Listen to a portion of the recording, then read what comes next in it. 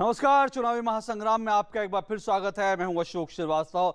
तो चुनाव से जुड़ी तमाम खबरें, सभी हलचलें लेकर हम एक बार फिर से हाजिर हैं चुनावी महासंग्राम में। और चुनावी महासंग्राम में एक बार फिर से आज हमारा खास फोकस जो है उत्तर प्रदेश रहेगा। और हो भी क्यों ना, क्योंकि उत्तर प्रदेश के चुनाव बहुत खास हैं और पूरे देश की निगाहें उत्तर प्रदेश के इन चुनावों पर लगी हैं। और इसीलिए तमाम बड़े नेता इस वक्त उत्तर प्रदेश में धुआंधार अपना अपना चुनाव प्रचार कर रहे हैं। तो आज की जो तीन बड़ी खबरें जिन पर हमारी नजर रहेगी, उसमें पहली खबर हम आपको बता दें, जो पहली हेडलाइंस है वो किस तरह से है। पहली तीन खबरें जो बड़ी इंपॉर्टेंट खबरें हैं, हम उन पर नजर डालेंगे। उनमें से पहली खबर, प्रधानमंत्री नरेंद्र मोदी ने उत्तर प्रदेश के हरदोई और बाराबंकी में की चुनावी रैली। सपा कांग्रेस गठबंधन पर साधा निशाना, कहा सपा ने लोहिया के आदर्शों को ताक पर रखकर कांग्रेस से की दोस्ती।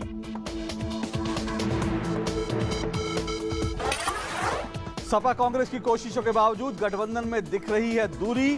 दर्जन भर सीटों पर आमने सामने हैं उम्मीदवार। 5-5 उम्मीदवार वापस लेने का फॉर्मूला नहीं दिख रहा इसका कोई असर। और क्यों वादे सिर्फ वादे बनकर रह जाते हैं, वोट यात्रा में दिखाएंगे अमेठी और चित्रकूट की तस्वीर।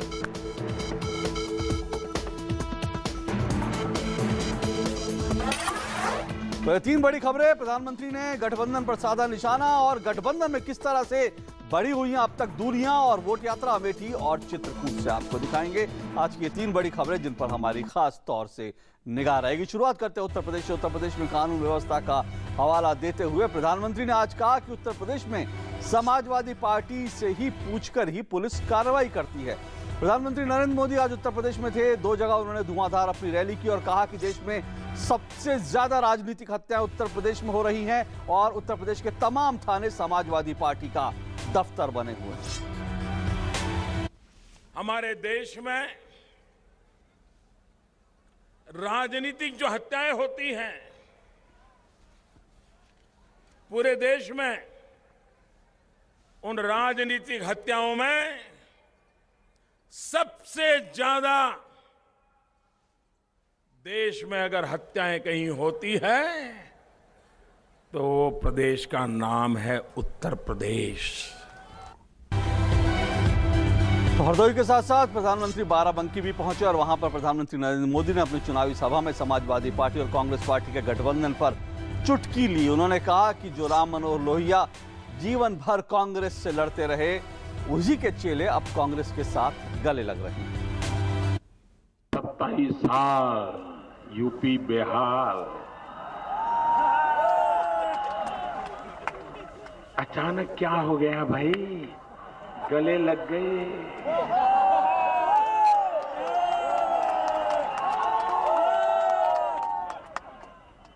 किसका डर लग रहा है नाना, किसका डर लग रहा है? किसका डर लग रहा है भाई? जो राम मनोहर लोहिया जीवन भर कांग्रेस के खिलाफ लड़ते रहे, वही समाजवादी। आग गले लग जा, आग गले लग जा। और उत्तर प्रदेश के मुख्यमंत्री अखिलेश यादव भी अपने चुनाव प्रचार में लगे हुए हैं। लेकिन अखिलेश यादव ने आज बिना नाम लिए अपने चाचा शिवपाल यादव पर गृहनगर इटावा में बड़ा हमला बोला। उन्होंने कहा जिन पर हमने भरोसा किया उन्होंने मुझे और नेताजी को लड़ा दिया। एक अलग ही अंदाज में नजर आया। अखिलेश ने कहा कि शिकायत मिलने पर ठेके जो बांटे गए हैं उन सब की भी जांच कराई जाएगी। और मैं जानता हूं इटावा के तमाम लोग जिन्होंने बहुत पैसा कमाया है, ठेका किया है बहुत सारा, ये समझ लेना अभी सरकार गई नहीं है। ये तो हमारी ईमानदारी है कि हम जांच नहीं कर रहे। ये हमारी ईमानदारी है कि हिसाब किताब नहीं ले रहे। और अगर कोई शिकायत लिख करके हमें दे देगा तो बताओ किस किस की जांच होगी और कहां तक जांच पहुंचेगी। इसलिए हम आपसे निवेदन करना चाहते हैं, अपील करना चाहते हैं, ऐसे लोग जिन्होंने नेताजी और हमारे बीच में खाई पैदा की है, कम से कम इटावा के लोग, उनके सबक सिखाने का काम करना। अखिलेश का यह बयान बड़ा विचित्र है, क्योंकि एक तरफ वो अपने चाचा को ये धमका रहे हैं जांच करवाई जा सकती है जो ठेके उनके लोगों को दिए गए। और बड़ा सवाल यह है कि ये ठेके समाजवादी पार्टी के राज में दिए गए और ये ठेके जिसमें पैसा बनाया गया वो अखिलेश यादव की नाक के नीचे ही दिए गए और जो पैसा बनाया गया वो मुख्यमंत्री अखिलेश यादव कुर्सी पर बैठे थे तभी बनाया गया। तो दरअसल अपने चाचा पर तो निशाना साध रहे थे, लेकिन कहीं ना कहीं जो है उसकी चोट जो है खुद वो अपने उनका जो शासनकाल था उस पर भी लगती है। बहरहाल कांग्रेस उपाध्यक्ष राहुल गांधी की बात करें तो राहुल गांधी ने आज उत्तर प्रदेश के सीतापुर में अपनी पार्टी का प्रचार करते हुए जनता से अपील की कि इस चुनाव में वो ऐसी सरकार चुने जो उनके हितों के लिए काम करे। उत्तर प्रदेश में आप अपनी सरकार बनाओ, एक ऐसी सरकार बनाओ जो आपको शक्ति दे, जो आपके साथ, आपके सामने खड़े होके आपको सच्चाई बताए। झूठे वायदों में कुछ नहीं होने वाला। और उत्तर प्रदेश विधानसभा चुनाव के लिए काफी हाँ ना के बाद समाजवादी पार्टी और कांग्रेस के बीच गठबंधन हुआ था, लेकिन इसमें कुछ देरी हो गई, जिसका नतीजा ये हुआ कि कई सीटों पर दोनों पार्टियों के उम्मीदवार अभी भी आमने सामने हैं। अब ना तो समर्थक समझ पा रहे हैं ना ही जनता कि दरअसल जाएं तो कहां जाएं, समाजवादी पार्टी के पास या फिर कांग्रेस के पास। दोनों एक सिक्के के पहलू हैं भी, लेकिन अलग अलग खड़े दिखाई दे रहे हैं। तो क्या कुछ है ये आपको दिखाते हैं इस रिपोर्ट। कांग्रेस ने कहा कि 27 साल से यूपी बेहाल है। जब जमीन पर उतरे तो लोग खाट उठा ले गए। आगे बढ़ना था, हिचकोले खाती सड़कों को पार कर गठबंधन की साइकिल पर बैठ गए तो लगा कि सब ठीक है। दावे किए गए कि यूपी को ये साथ पसंद है। ऐसे तो साइकिल की रफ्तार, क्योंकि यहाँ नौजवान हैं, सब लोग हैं, हमेशा साइकिल चलाते रहते हैं। और अब तो कांग्रेस पार्टी के नेता राहुल गांधी और कांग्रेस का हाथ भी आपके हैंडल पे है, तो सोचो साइकिल की रफ्तार क्या होगी। ये जो हमारा गठबंधन है, समाजवादी पार्टी, कांग्रेस पार्टी का, अखिलेश का, मेरा और कांग्रेस और समाजवादी पार्टी के वर्कर्स का, ये गठबंधन उत्तर प्रदेश के भविष्य का आईना है। दोनों नेता भले ही दावे कर रहे हों, लेकिन गांधी परिवार के गढ़ कहे जाने वाले अमेठी रायबरेली में पड़ने वाली 10 विधानसभा सीटों पर फंसे पेंच को पूरी तरह सुलझाने में नाकाम रहने के बाद भी गठबंधन को प्रदेश की कई सीटों पर इसी उलझन से जूझना पड़ रहा है। सपा कांग्रेस ने बीच का रास्ता निकालने की कोशिश की और दोनों तरफ से 5-5 उम्मीदवार वापस लेने की बात हुई, लेकिन मैदान में जमे लोग पीछे हटने को तैयार नहीं हैं। मुझसे शीर्ष नेतृत्व ने ऐसा कुछ नहीं कहा है। मैं पिछले 30 वर्षों से कांग्रेस में हूं और पार्टी के कहने पर ही मैंने नामांकन किया था। पार्टी ने ही मुझे सिंबल दिया था और मैं चुनाव बहुत शानदार तरीके से लड़ रहा था। क्षेत्र की जनता का अपार समर्थन हमारे लड़ रहा था, मतलब कि आपको लग रहा है? लड़ रहा हूँ।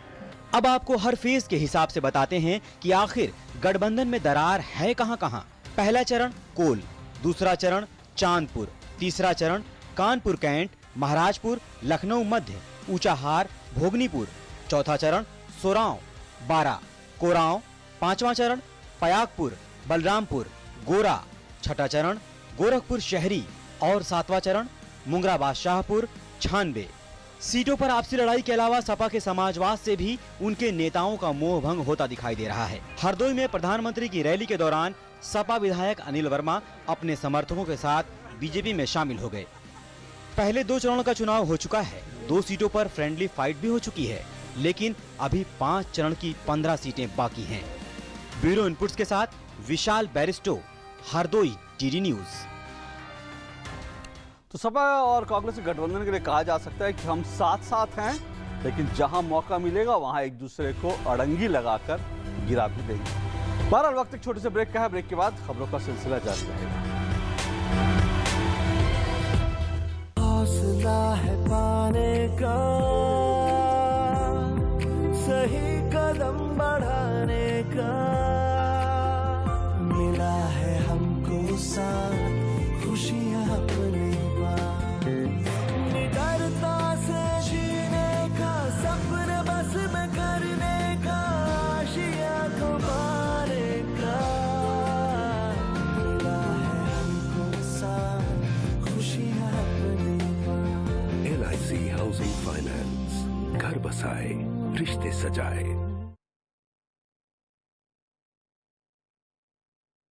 अब मैं अपने लाइफ की सबसे बड़ी मूवमेंट लीड करने जा रहा हूँ, जो इंडिया के लिए बहुत जरूरी है।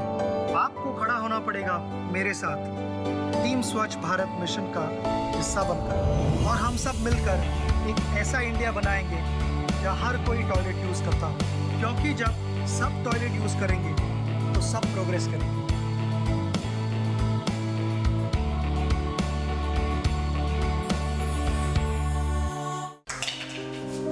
उतार दे, छोड़ दो उसे, अभी तैयार नहीं हुआ वो। सुनीता, तुम्हारी बेटी की अभी काम करने की उम्र नहीं है। क्यों दीदी? ये तो सारे काम कर लेती है। बिल्कुल नहीं करेगी, न यहाँ न और कहीं। अभी बहुत छोटी है सुनीता, इसे तो स्कूल जाना चाहिए। ये 12 साल की है, इसकी उम्र में तो मेरी शादी हो गई थी। वो भी जुर्म था, और 14 साल से कम उम्र के बच्चों से काम करवाना भी कानूनन जुर्म है। तुम क्या मुझे जेल भिजवाओगी? कहीं आप तो ऐसा अपराध नहीं कर रहे? प्रधानमंत्री ग्राम सड़क योजना ने हम गांव वालों के लिए तरक्की के रास्ते खोल दिए। सड़क के गड्ढों की फोटो खींच रहे हो? कोई खास बात है क्या? अरे काका, मेरे मोबाइल फोन में मेरी सड़क ऐप है, जिससे प्रधानमंत्री ग्राम सड़क से जुड़ी कोई भी जानकारी सरकार तक भेजी जा सकती है। सड़क से जुड़े सुझाव या शिकायत पर सरकार वाजिब कार्यवाही करती है। प्रधानमंत्री ग्राम सड़क से जुड़ी कोई भी बात, मेरी सड़क एंड्रॉइड ऐप अब हर पल मेरे साथ। मैं ये नहीं पूछूंगा कि आप शौच के लिए कहाँ गए। मैं ये भी नहीं पूछूंगा कि अगर आप खुले में शौच के लिए गए तो क्या आपने अपने बच्चे की जान को खतरे में डाला? क्या आपके गांव की बच्चियों को खुले में शौच करते हुए किसी ने बुरी नजर से देखा? आप खुद समझदार हैं, सक्षम हैं। आप ये तो जानते ही होंगे कि हमारे देश में 70,000 से ज्यादा गांव के लोगों ने खुले में शौच की प्रथा को खत्म कर दिया है। गांव के बच्चे, महिला, पुरुष सब इस लक्ष्य में जुटे। निगरानी समितियां बनी जिन्होंने खुले में शौच कर रहे लोगों को समझाया, शौचालय बनाए, उनका इस्तेमाल करना सिखाया। क्या आपका गांव भी बनेगा खुले में शौच से मुक्त? आइए स्वच्छ भारत अभियान से जुड़िए। अब नहीं तो कब?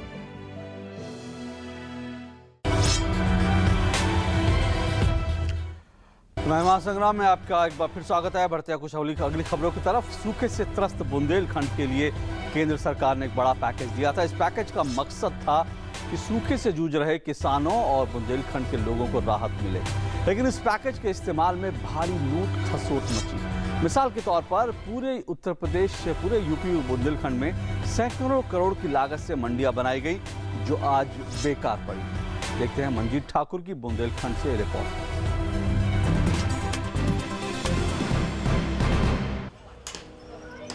केंद्र सरकार ने जब बुंदेलखंड का पैकेज दिया तो ये कतई गुमान नहीं था कि उस पैसे को इस तरह पानी की तरह बहाया जाएगा, भले ही किसानों के खेतों तक पानी न पहुंचे।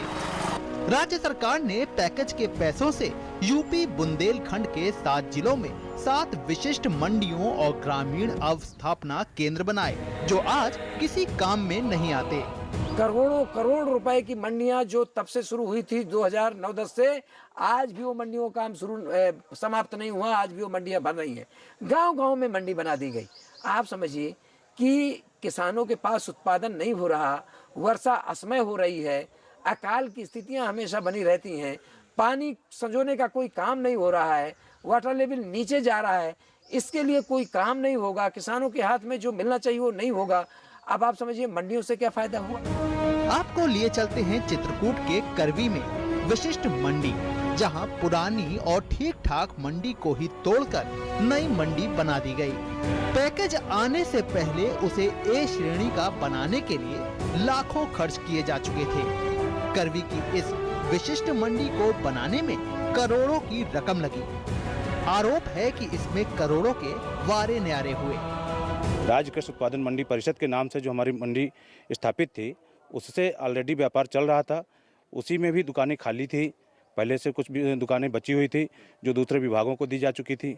सर 5 साल में सरकार का जो बजट आया उसे खर्चा नहीं हुआ, अधूरा काम पड़ा हुआ। आपके सामने ये देखिए। बात सिर्फ करवी की ही नहीं है, 7 जिलों में 7 विशिष्ट मंडियां बनाने में कुल 691 करोड़ 50 लाख की रकम खर्च की गई।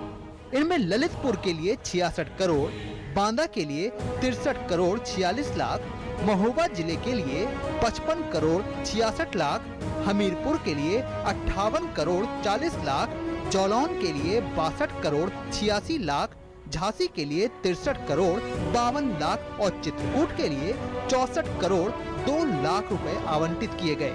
133 ग्रामीण अवस्थापना केंद्र यानी मंडियां बनाने के लिए कुल 254 करोड़ 45 लाख रुपए दिए गए। लेकिन इन ग्रामीण मंडियों का उद्घाटन होने के बाद यहाँ परिंदा भी पर नहीं मारता। हाँ, कुछ भैंसें जरूर चढ़ती हुई नजर आ जाती हैं। जब यहाँ उपज ही नहीं होगी तो मंडियाँ किस काम की। आज ये पोजीशन है कि उन मंडियों में जानवर चल रहे हैं, खिड़कियां दरवाजे चोरी हो रहे हैं, जो भी निर्माण हुआ है वो ध्वस्त हो रहा है। मंडियों के बनाने में कई गड़बड़ियां हैं। इनमें पुराने ढांचे को ढहाकर नई बनाना और बरसों से बनी पानी की टंकी के बगल में नई टंकी बनाना, ग्रामीणों की पहुंच से दूर निर्जन इलाके में मंडियां बनाकर खानापूर्ति कर देना भी शामिल है। अगर पैकेज के पैसे को फूंक कर विकास करने की यह अदा काम आई तो चमत्कार ही होगा, जिसमें बुंदेलखंड के लोगों का फायदा तो सिफर रहा, ठेकेदारों की पौ 12 रही। जिस इलाके में कुछ उपजता ही नहीं हो वहां इस मंडी के बनाने का और एक बनी हुई मंडी पर दोबारा मंडी बनाने का क्या औचित्य है, ये मिशन बुंदेलखंड में कमीशन खाने वालों पर डिपेंड करता है। और जाहिर है पैकेज से पौ 12 होना इसी को कहते हैं। कैमरामैन राकेश कुमार के साथ मंजीत ठाकुर, डीडी न्यूज, चित्रकूट। चलिए अब बारी है वोट यात्रा की, और वोट यात्रा में आज आपको लिए चलते हैं अमेठी। अमेठी की जनता के क्या हैं चुनावी मुद्दे और आने वाले विधानसभा चुनाव में क्या होगा अमेठी की राजनीति का रंग, क्योंकि मत भूलिए ये बहुत खास इलाका जाना जाता है, वीआईपी इलाका के नाम से जाना जाता है।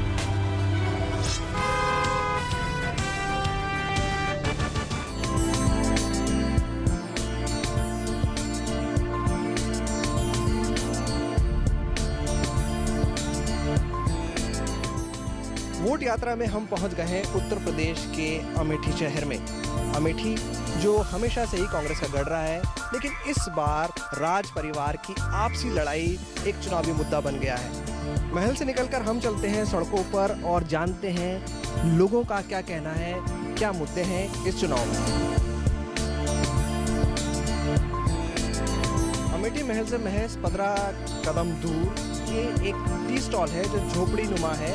इसमें कुछ लोग बैठे हैं, आपस में चाय पी रहे हैं, बातें कर आइए उनसे जानते हैं कि उनके लिए इस चुनाव में क्या मुद्दे हैं और उनका क्या कहना है।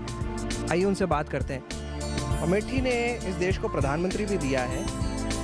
आपका इस चुनाव में क्या मुद्दा रहेगा? क्या विकास हुआ है अमेठी में? अमेठी में विकास नहीं हुआ। 15 साल से सांसद हैं, तीसरी बार है राहुल गांधी को, लेकिन उन्होंने कुछ किया नहीं, न ध्यान दिया है। यहाँ गरीबी ज्यों की त्यों है। और सबका कहना है गरीबी ज्यों की त्यों है। आपका क्या मानना है? क्या पानी, बिजली, सड़क मिलता है आपको अमेठी में? कुछ मिल रहा है लोगों को, लेकिन सबको नहीं मिल रहा है। अभी गरीबी जनता जो है वो बेहाल है हर चीज। सबको नहीं मिला, लेकिन आपका क्या कहना है? पानी, बिजली, सड़क के अलावा और क्या मुद्दे हैं? बेरोजगारी एक बड़ा मुद्दा है, यहाँ के युवाओं से हमने बात करी। आपका क्या कहना है? बेरोजगारी तो बड़ा मुद्दा है ही, इसमें कोई कहने की बात नहीं है, लेकिन ये है कि बेरोजगारी दूर कैसे होगी, सबसे बड़ी समस्या ये है, उसको समझने वाला चाहिए। कैसे दूर होगी? यहाँ कुछ फैक्ट्रीज वगैरह हैं? जैसे यहाँ से जितनी फैक्ट्रियाँ थी तो सारी की सारी बंद हो चुकी हैं। यहाँ जो IIIT था इसको उठा करके शिफ्ट इलाहाबाद में कर दिया गया, या इससे भी चला गया, तो यहाँ तो जो था वो भी खत्म होता जा रहा है। अच्छा, आप बताइए, आपने कितने चुनाव देख लिए, क्या फर्क लगा इतने चुनाव में आपको? आप बताइए। आप भी खुश नहीं हैं अमेठी में जो कुछ हुआ उससे? खुश का पहले समय राहत रही तो बिजली बोरिंग भ्रष्ट हो जाए तो करे बाद बिल माफ रहा, और यह जान लिया कि 6-7 महीने से बोरिंग खराब हो गया है। एप्लीकेशन दिन तो क्यों लाइन काटे, हम बिल का नोटिस भेज दें। इस सब पहले नहीं होता रहा। अब काज नहीं कौन सरकार आई है, इस सारे का कहते दे रहा। कुछ और लोगों से बात करते हैं। आप युवा लग रहे हैं, आपको रोजगार मिला है या रोजगार अभी भी आपके लिए मुद्दा है? मुद्दा तो है ही, लेकिन यहाँ भैया कुछ हो नहीं पा रहा है, न कर रहे हैं। राहुल गांधी के पास भी लोग एप्लीकेशन देते हैं, इनकी पार्टी में देते हैं, लेकिन कोई सुनता नहीं है, न कोई कुछ करता ही है। चाय की दुकान से निकलकर मैं इस वक्त पहुंच गया हूं एक कपड़े की दुकान पर, और यहाँ एक महिला साड़ी की खरीदारी कर रही हैं। आइए उनसे जानते हैं कि उनके लिए इस चुनाव में क्या मुद्दा है, क्या मुद्दे हैं आपके लिए और क्या परेशानी है आपकी यहाँ पर? अरे हमारे पास नलके नहीं हैं और सारी परेशानियाँ तो हैं सर। बताइए कौन से? एक तो आपने नल बताया, यूपी में पानी की कमी नहीं है, लेकिन आपको पीने का पानी नहीं मिल रहा है। हमें नहीं मिल रहा है, हमें नहीं मिल रहा है। हमारे पास नलका की बड़ी समस्या है, रहने के लिए घर भी नहीं है। लोग आते हैं कहते हैं हमको वोट दो, हमको वोट दो, और दे देते हैं, उसके बाद कोई आता नहीं देखने क्या मुसीबत है जनता के पास। हमारे पानी की व्यवस्था चाहिए, कॉलोनी नहीं मिली है, घर हमारा गिर रहा है, खाने के लिए कुछ नहीं है, खेतों में कुछ नहीं है। मुद्दा तो बहुत कुछ है सर, लेकिन क्या करें, कोई हमारा सुनता है? हमारे लोग गरीब तो कोई सुनवाई होगा नहीं, जो बड़े आदमी होगा उसी की सुनवाई होगा। थोड़ा सा धंधा लगा के हम लोग बैठे हैं खाने पीने के लिए।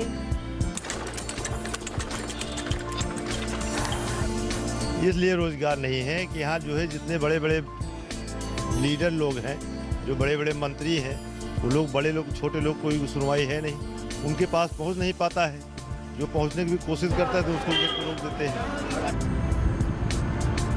इनका कहना है वोट से चोट हम जरूर करेंगे। अमेठी वो जगह है जिसने देश को प्रधानमंत्री दिया, बावजूद इसके पानी, बिजली, सड़क, रोजगार, मूलभूत मुद्दे जस के तस हैं। कैमरामैन स्मृति रंजन महापात्रा के साथ विशाल बेरिस्टो, डीडी न्यूज, अमेठी। तो थी अमेठी से वोट यात्रा। वक्त एक छोटे से ब्रेक का है, ब्रेक के बाद खबरों का सिलसिला जारी है। हौसला है पाने का,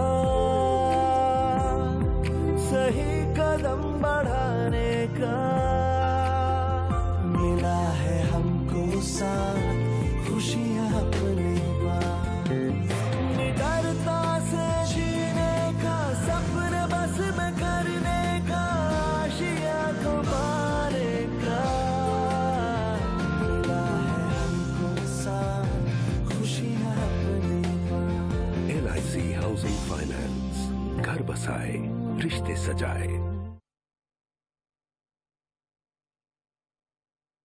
ये है मास्टर राजू, पढ़ाई लिखाई में कमजोर और खेल कूद के मैदान में पीछे। राजू की कमजोरी की वजह है उसका भोजन। राजू की मां खाने में इस्तेमाल करती है साधारण नमक। डॉक्टर बताते हैं कि आयोडीन की कमी से बच्चे के शारीरिक और मानसिक विकास में बाधा पहुंचती है। इसलिए आज ही अपनाएं शक्ति और बुद्धि का रक्षक आयोडीन नमक। एक व्यक्ति के लिए आयोडीन नमक का मासिक खर्च 1 कप चाय की कीमत से भी कम बैठता है। सवारी जिंदगी चुटकी भर नमक, आयोडीन नमक। सफलता के लिए चाहिए एक संकल्प। GST कई करों की जगह एक कर। सफलता के लिए चाहिए सुगमता। GST वस्तुओं का बाधा रहित प्रवाह करेगा व्यापार आसान। सफलता के लिए चाहिए दमदार स्ट्रोक। GST एक राष्ट्र, एक कर, एक बाजार। GST आजादी के बाद सबसे बड़ा कर सुधार, अर्थव्यवस्था के बेहतर परफॉर्मेंस के लिए। छुट्टी नहीं है, टॉफी देता हूँ। ए ले बेटा। ए बच्चा, ये टॉफी इसको वापस दे दे। 1 रुपया छुट्टा दीजिए। इसे रखिए, ये 1 रुपया बड़े काम की चीज है। प्रधानमंत्री सुरक्षा बीमा योजना है। इसमें हर महीने अगर आप केवल 1 रुपए के हिसाब से यानी सालाना 12 रुपए भरते रहें, तो भगवान न करे कभी आपके साथ दुर्घटना हो जाए, आप विकलांग हो जाए, कोई अनहोनी हो जाए, तो आपको और आपके परिवार को इस बीमा योजना के तहत 2 लाख रुपए धनराशि मिल सकती है। तो आज ही इस योजना से जुड़ें।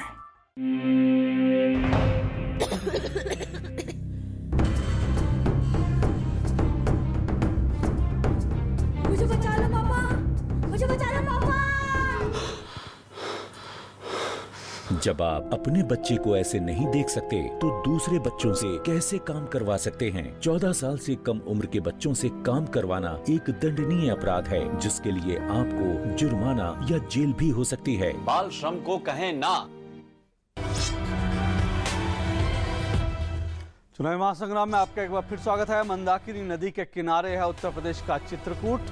धार्मिक नगरी भी है, बुंदेलखंड का इलाका भी है और लोगों की समस्याएं भी यहाँ ढेर सारी हैं। वोट यात्रा में हमने जानने की कोशिश की यहाँ के लोगों के मुद्दे और उनकी समस्याएं।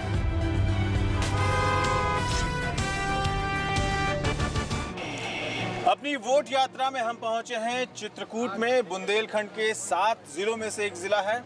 राजनीतिक रूप से यह इलाका जो है वो बहुजन समाज पार्टी के प्रभुत्व का इलाका रहा है और यहाँ पर सिर्फ 1993 में भारतीय जनता पार्टी के एक उम्मीदवार जीते थे और उसके बाद से कभी भी इस इलाके में प्रभुत्व नहीं हुआ। यहाँ के जो कुछ लोग हैं हमारे साथ बैठे हुए हैं और हम उनसे बात करेंगे, कोशिश करेंगे ये जानने की कि जो इलेक्शन हो रहा है, चुनाव हो रहा है 2017 का, तो किन मुद्दों पे इस इलाके में इस चुनाव को लड़ा जा रहा है। क्या आम आदमी के मुद्दे घोषणा पत्रों में ही है या फिर नारों में यहाँ के लोकल जो नेता हैं उनके दिमाग में भी है कहीं से कहीं से। सर आप बताएं कि चित्रकूट इलाके की सबसे बड़ी समस्या ऐसी कौन सी है जिसको सुलझाया जाना सबसे ज़्यादा जरूरी? सबसे ज़्यादा यहाँ का पानी की समस्या है। पानी गर्मियों में तो बिल्कुल आदमी लोग यहाँ परेशान हो जाता है और दूर दूर से लाने की संभावना हो जाती है। अच्छा। दर्शकों को हम बताएं कि चित्रकूट में पाठा एक इलाका है जहां पर एक कहावत है कि पाठा का पानी गजब करी जाए, गगरी न फूटे खसम मरी जाए, यानी पति भले ही मर जाए लेकिन सिर पर रखे गगरी का पानी नहीं खत्म होना चाहिए, टूटना नहीं चाहिए, गिरना नहीं चाहिए। यहाँ पर जो भी कोई जो है उत्तर प्रदेश और मध्य प्रदेश की 2 सरकारें हैं जिसके कारण चित्रकूट का विकास अवरुद्ध होता है। पैसा तो आता है मगर यहाँ के जो भी लोकल कर्मचारी लोग हैं सारा पैसा खा जाते हैं। लेकिन एक ही गंगा है मंदाकिनी माता, जो माता दुर्गा जी से प्रकट हुई है। इस गंगा को प्रदूषित किया जा रहा है, यही जल पीने के काम में आता है।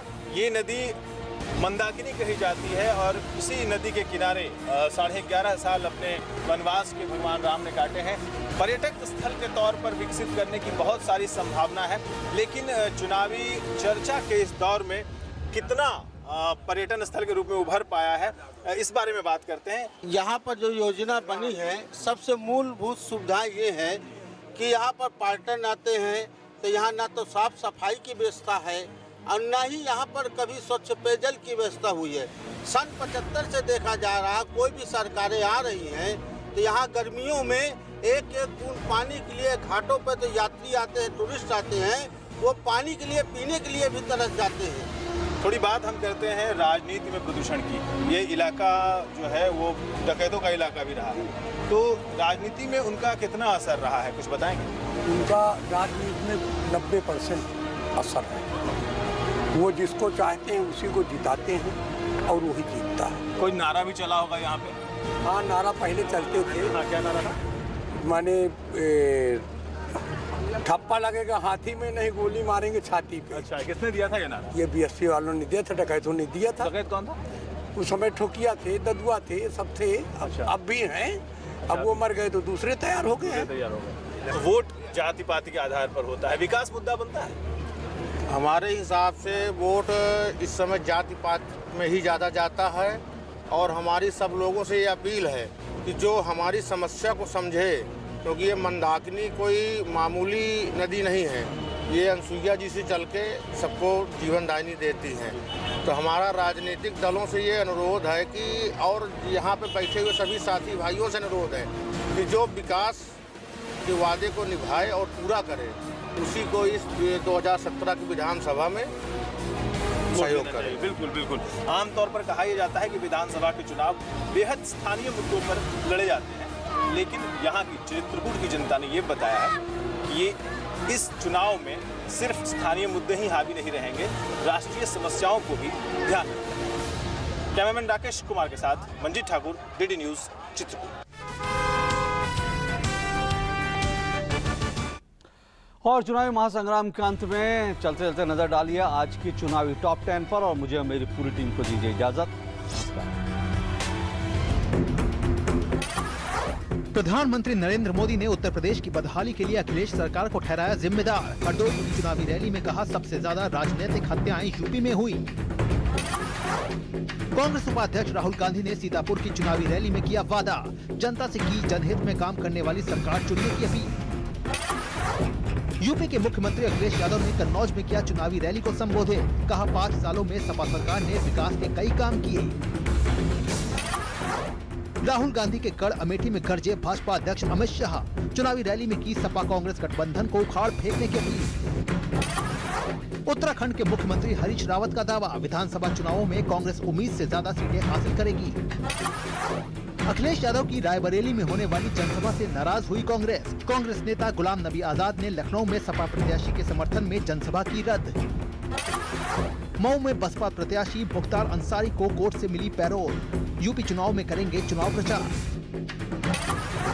चुनाव आयोग के दल ने पंजाब में ईवीएम मशीनों की सुरक्षा व्यवस्था का लिया जायजा। पंजाब में ईवीएम मशीनों की सुरक्षा में सेंध के लगे थे आरोप। पूर्व सपा सांसद अतीक अहमद के खिलाफ सख्त हुआ इलाहाबाद हाई कोर्ट। यूपी सरकार से जमानत रद्द कराने के लिए कदम उठाने को कहा।